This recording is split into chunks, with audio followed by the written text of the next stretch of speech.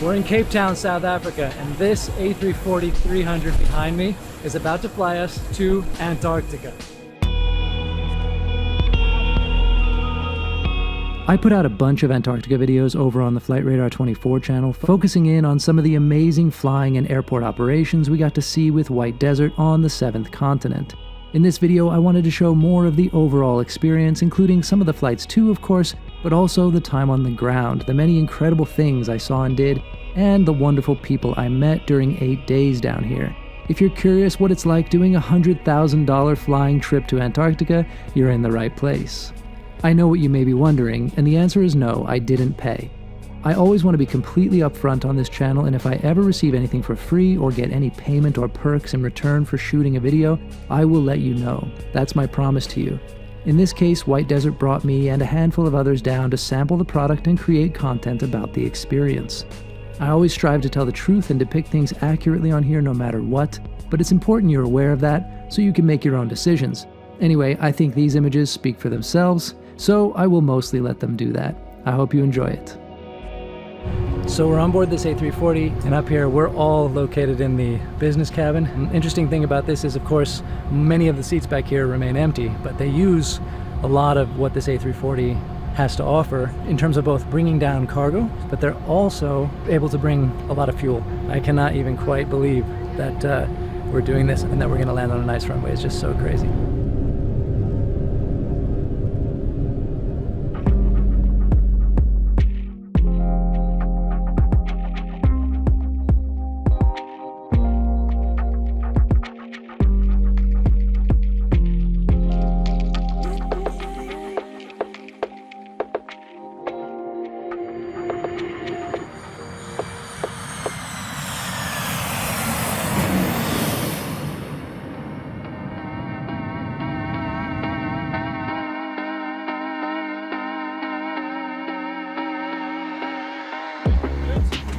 Hi ladies, gentlemen, welcome to Antarctica.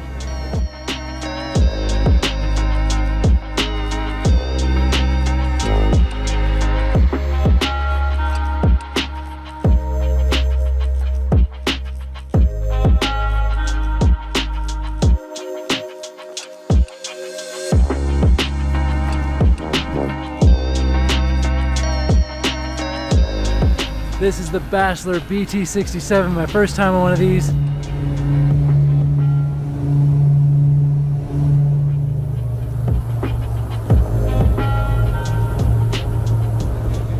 Welcome. Thank you. No worries. You enjoy the flight? Yeah.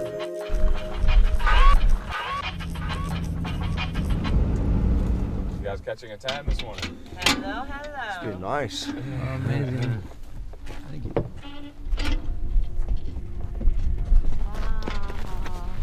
It is really amazing the standard of accommodations here at the White Desert camps, including this one, ours, that we've sort of been growing accustomed to the last few days, and especially now with the sun out. It's just, everything is so much more vibrant and so nice to come back here and see that.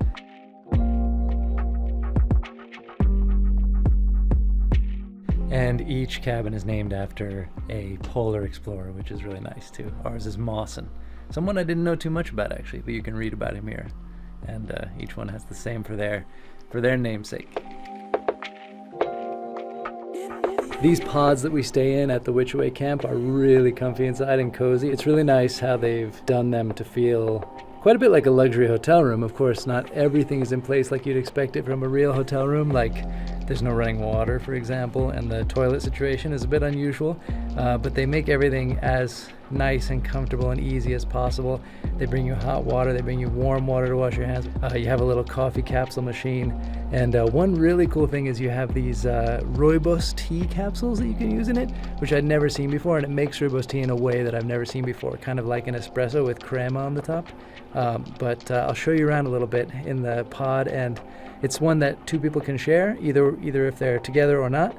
You put a partition up, like in this case how we have it here, because I have a roommate in this one, and it's perfectly private, perfectly comfortable, and way more comfortable than you would imagine a camp in remote Antarctica being. So it's really cool. It's really pleasant surprise. Oh, and if you're worried about it being cold, a lot of people have asked me about that on Instagram. And if you're not following me there, make sure you are, because I'm posting every day stories from this place. So the people there are seeing it more in real time.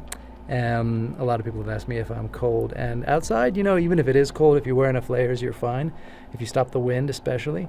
But in here, it's very, very toasty, very comfortable. So nothing to worry about there. In fact, it's almost too warm. We like to turn the heat way down in the evening because, yeah, there's plenty of heat to go around. So very luxurious and very amazing how comfortable and luxurious it is in this setting.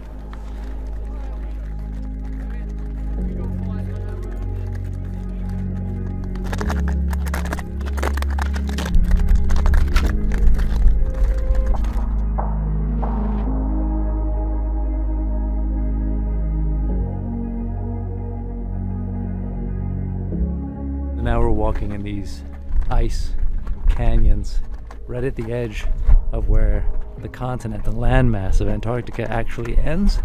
But then there's this glacier which goes for 70 kilometers further toward the north, towards South Africa, more or less.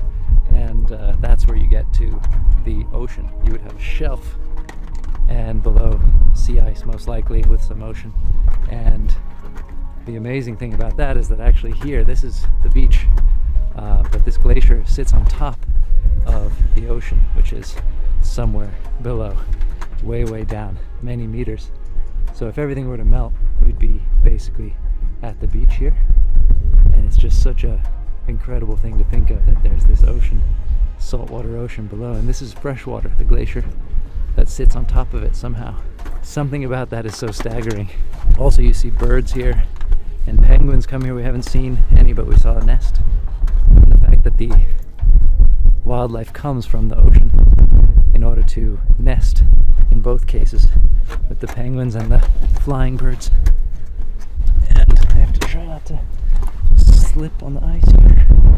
It's not actually that cold. It's very windy, but it's not super cold. And now within this little canyon here, sheltered pretty well from the wind. We're now heading into these ice tunnels, which are apparently beautiful but get very narrow, so this is a good challenge for me. You can take off your sunglasses. Yeah. Because it's not dark, but the color is not the same with the sunglasses.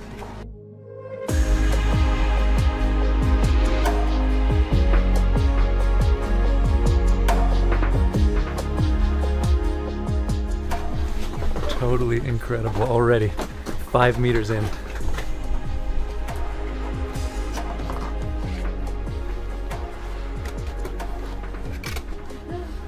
Wow! Again.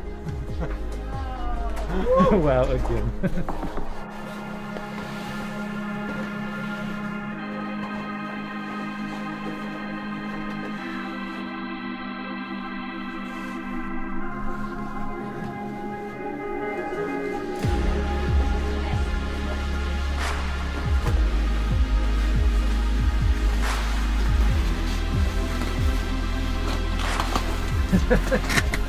Like this, okay? Oh, this is nuts. I think I have nightmares about this situation. There's a space here that's a little bit tight. You can probably try.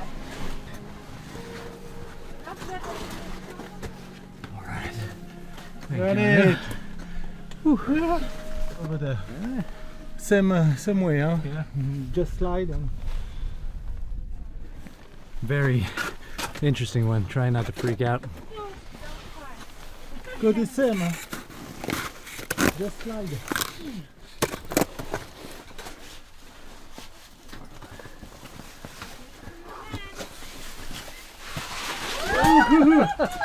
Launched a bit too hard there.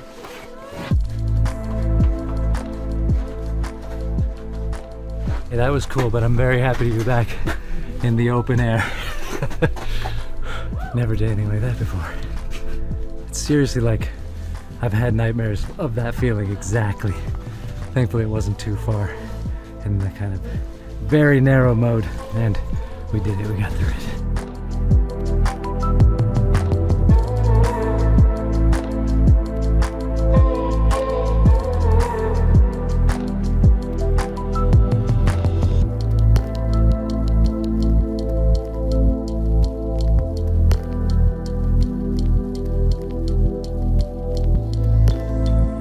I really want to have one of these trucks. They're amazing with the massive Arctic tires. I don't care if I don't need it, I want it.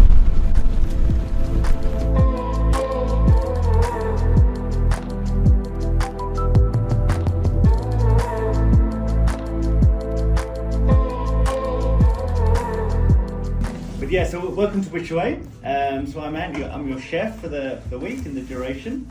If there's anything you need between myself and Madison, and obviously Jason, we'll do our best to absolutely accommodate. So thank you for bringing my freshies. So obviously my freshies arrived with all you guys. So thank you for that. And the menus are devised. Obviously you are all from different walks of life. So the menus are very, very varied. You know, in small doses for a week, huh? So this is your lunch. So it is a one-course option. So I do have some truffle. So if you'd like some truffle, I'll come along and grate it. Yes. No truffle, okay. Yes. You just I was testing the water, huh? Truffle at all.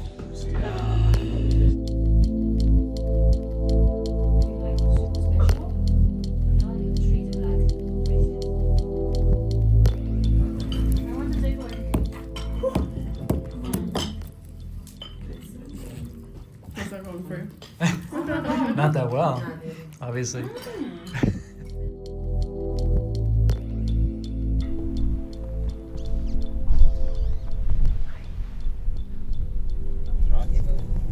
we're on our way to the Blue Ice Tunnels. It's about an hour drive, am I right? I don't know where that came from. There's a Top Gear episode at the end there. As we both surrounded in the back. Talk about you don't even know it's about.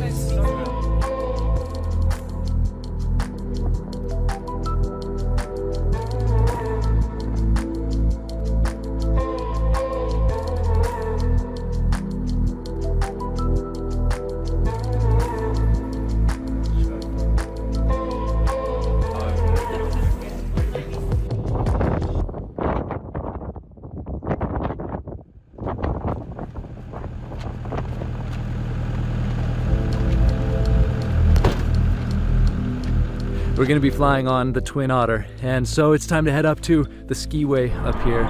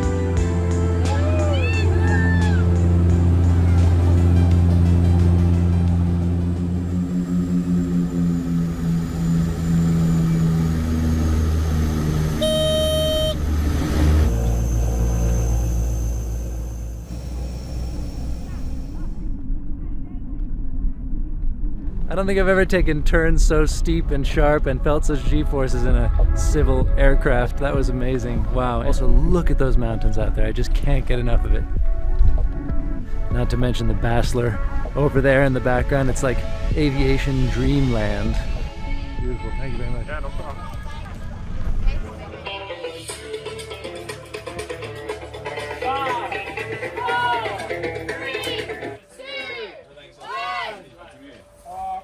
Too much pressure.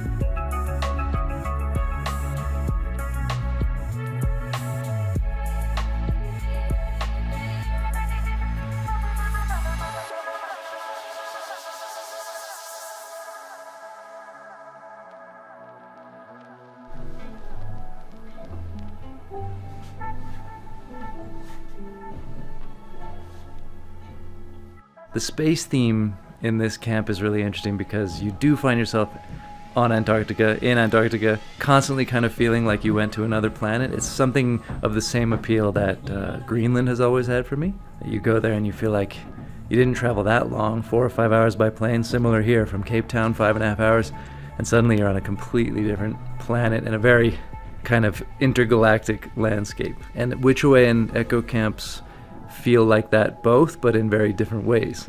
Whichaway feels like you're standing on the moon. This one, I don't know what to say about it. It feels very far away from home, at least. But the outer space theme through the camp kind of plays on that and elevates that feeling of being in a very foreign, very remote landscape. And actually I find that the look and feel of this camp here kind of helps remind me. I was finding that I needed to kind of realize again and again, often, oh, you're on the very bottom of the planet, you're on Antarctica. It's as if your brain doesn't really want to interface with it in a way, that it kind of turns it off and you're just in another icy place. There's glaciers and all that, so it's helpful to be reminded. Just my thoughts for this moment. It's very special. It has a really special feeling here, and I just can't get over that icy plain leading to those mountains.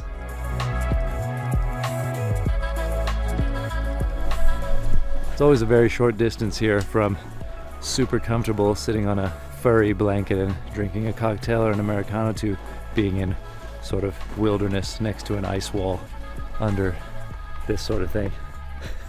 I love how it's just kind of 5 minutes transition between the two. Make it stronger, stronger, stronger. You can. It's a lot colder in the valley here.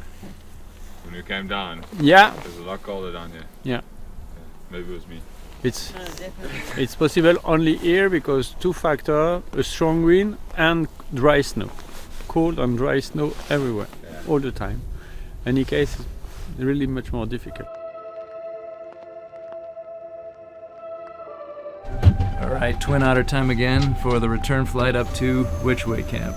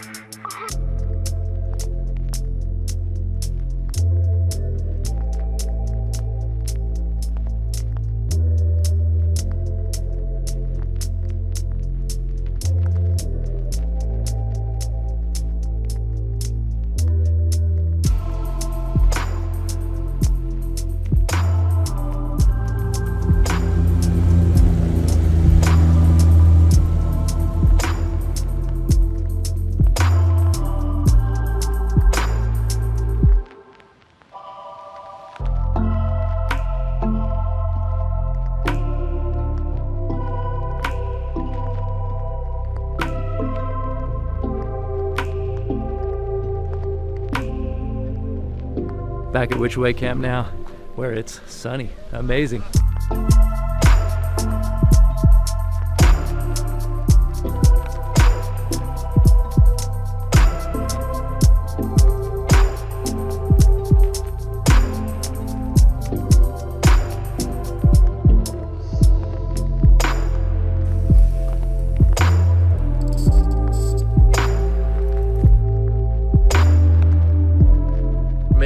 They were talking about putting in an ice bath for cold water plunges next to the sauna. I thought it was going to be a matter of, maybe next season, and they built it in the matter of a couple of days. I saw them deciding where to put it, and it's there now.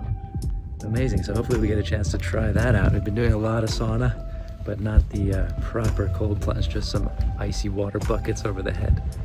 Looking forward to that.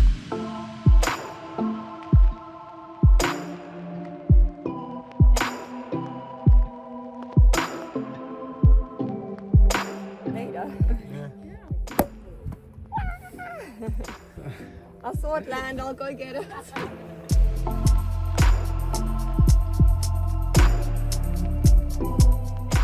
We're walking on top of the glacier right now. Pretty cool.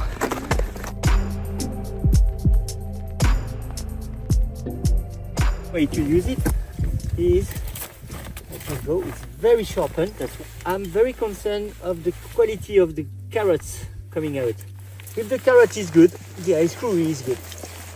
And it's supposed to get whiter because down there the ice is colder. I can see this one is a bit wet. So it's quite warm ice, but at the bottom it's colder and the carrot is... This kind of ice screw, I will hang all our group on it. No problem. I will use 2 or 3 to hang the 4x4, the 6x6. Oh. But if the 4x4 fall in a crevasse and if we have to do a pulley system to take it out, yeah, I will use 2 or 3 or 4 to make sure. Now I'm going to do another one, but I'm going to try to reach my first one. So I have a corner of ice. You agree with me? Yeah. You always have to empty the carrots inside, otherwise it freezes and then you can't use the ice screw. It's crazy how fast it's melting today. The holes are full of water. Can I catch it? Yes. Wow. And when we test this kind of anchor in laboratories, it's all 1-2 tons. It's crazy strong.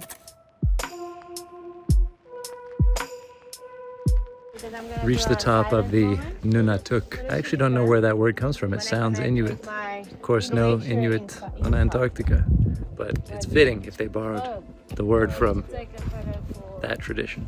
Quite a climb up here, mostly on blue ice. Not exactly difficult, but quite an ascent, and it's actually surprisingly warm. So, as you can see, I took my jacket off. In Antarctica, something I thought wouldn't really be possible. You can see bits of the ice are melting. Amazingly, there's no wind. That makes a huge difference here.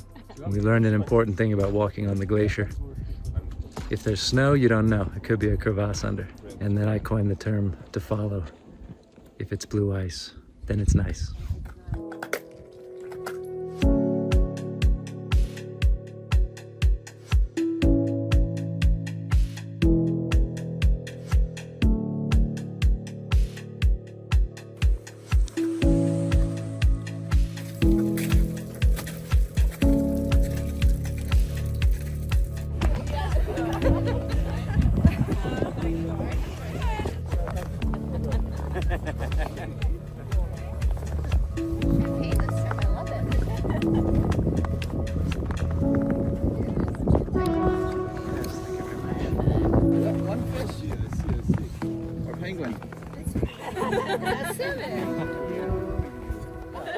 The only way we could talk this is to have a wedding in South Pole. Oh my gosh, and there's more? Can we try, huh? Logistics in isolation. So, we're here. So, welcome, you know. Congratulations. Thank you. Thank you. Let me check the ring. Is it real? Okay, yeah. So this is obviously your picnic lunch.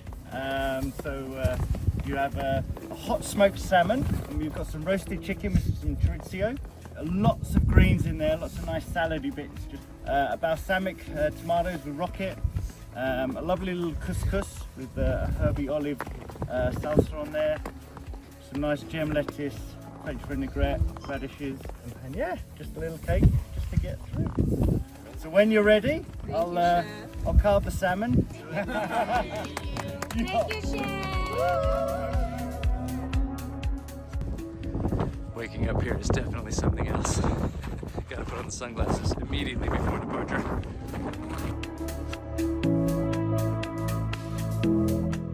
It's still some big piece of ice who can fall. It's not super cold. Look at the last blocks came just there. So we don't stand in the blocks. We just walk around. If you want to see the others climbing this side.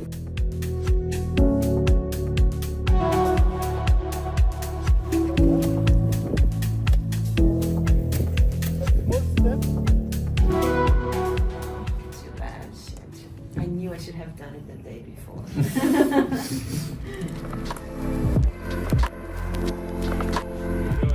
All right, it's time for round 2 on the Bachelor, and now it's not the middle of the night, so I'm a little more awake. discover.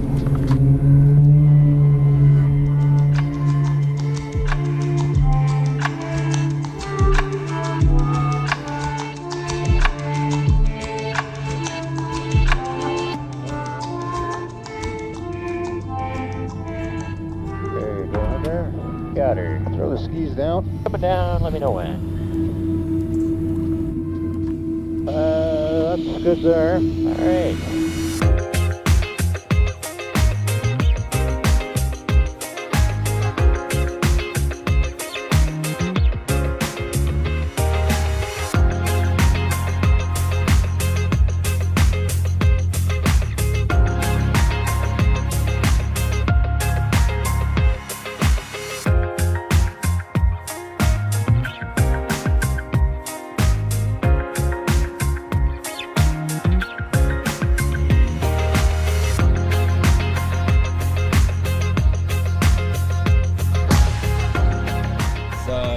After diverting back to Cape Town, so be here for like 1 or 2 more nights, and they'll reassess the weather and hopefully bring the plane back.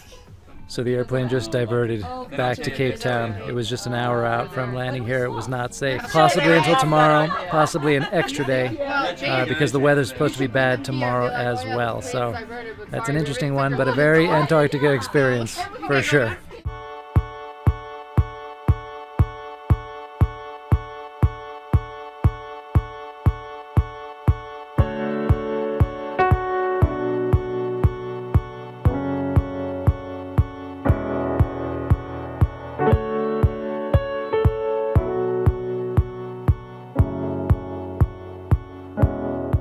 You see how the weather changes constantly. It's actually quite warm now. The wind died down. It's pretty comfy walking around. And they're still out there grooming with the piston bullies.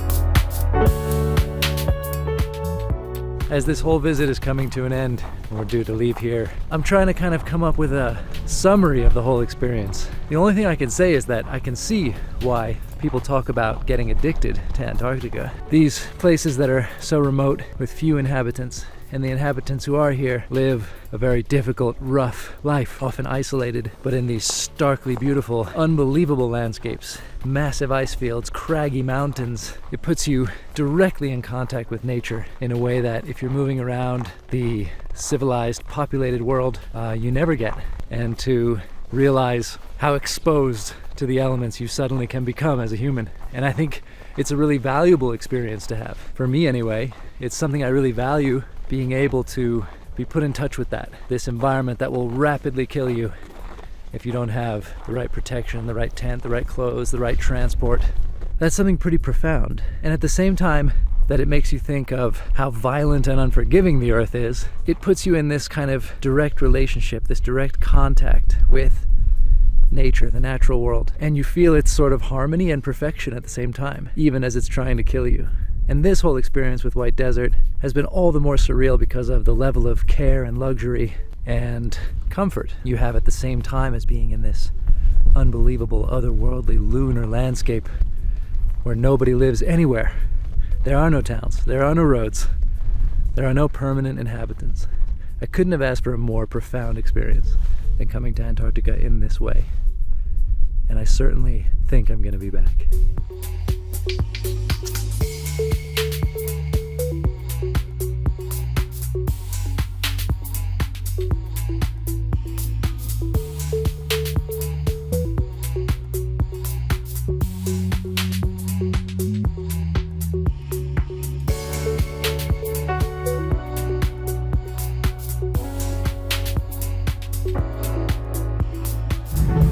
just taking off on a blue ice runway now, no big deal.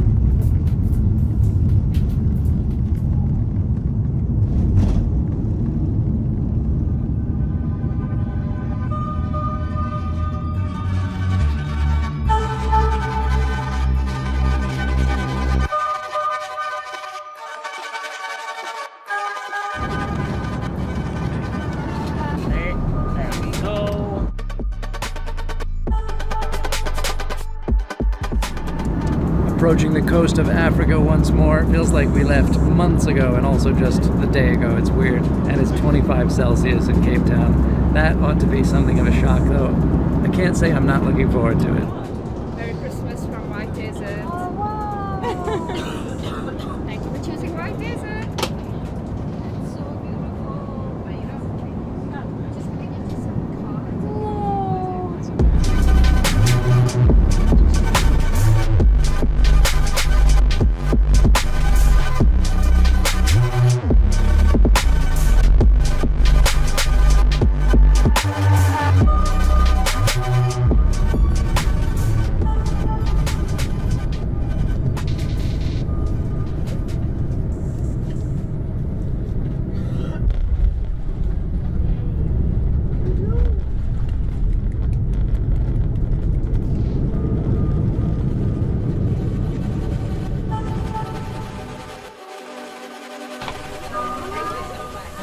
Thank you. See you next time. What an epic journey and deplaning here in Cape Town. And the African sunset is a nice ending to it. A little more travel left for me. You'll see some videos coming up from Ethiopia and going home tomorrow. For now, I'm gonna go sleep for hopefully 10 hours.